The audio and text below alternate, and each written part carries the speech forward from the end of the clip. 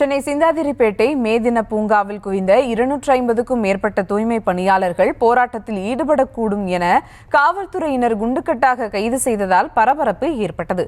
கூடுதல் விவரங்களோடு இணைகிறார் செய்தியாளர் அஜய். வணக்கம் அஜய், இந்த கைது நடவடிக்கை தொடர்பான முழு விவரங்கள்.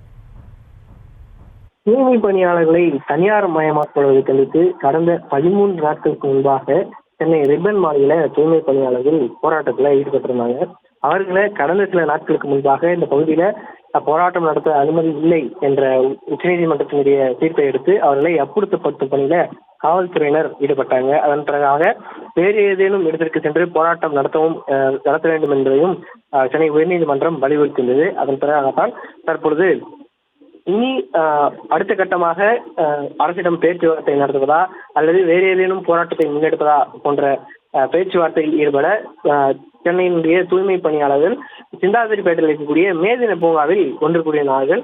சுமார் 250க்கும் மேற்பட்ட தூய்மை பணியாளர்கள் ஒன்று கூடி பேசிக் கொண்டிருந்த போது காவல்துறையினர் அவர்கள் மேதின பூங்காவில் போராட்டத்தில் ஈடுபட முயற்சிக்கிறார்கள் என்று அவர்களை கைது செய்திருக்கிறார்கள்.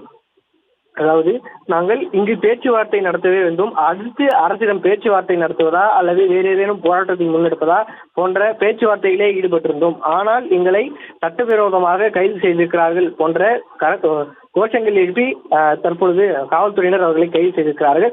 தரதரவெனவும் குண்டுகட்டாக தூக்கியும் காவல்துறையினுடைய வாகனத்தில் ஏற்றி தற்பொழுது அவர்களை கைது செய்திருக்கிறார்கள். குறிப்பாக தங்களுக்கு பணி பாதுகாப்பு வேண்டும், தனியார் மயமாக்கக்கூடாது என்ற கோரிக்கைகளோடு இந்த போராட்டத்தில் ஈடுபட்டிருக்கும் தூய்மை பணியாளர்களை குண்டுகட்டாக அந்த காட்சிகளை பார்க்கும்போது மிக பதபதக்க வைக்கும் ஒரு காட்சியாகத்தான் அது தோன்றுகிறது. ஏற்கனவே இந்த 13 நாட்களாக போராட்டத்தில் ஈடுபட்ட தூய்மை பணியாளர்களை ரிப்பன் மாளிகைக்கு வெளியே அந்த அப்புறப்படுத்தும் போது அதே ஒரு காட்சி தான் இருக்கிறது. அதே வழியில் தான் தற்பொழுதும் குண்டுகட்டாக தூக்கி தற்பொழுது இவர்களை கைது செய்திருக்கிறார்கள். விவரங்களுக்கு நன்றி அஜய்.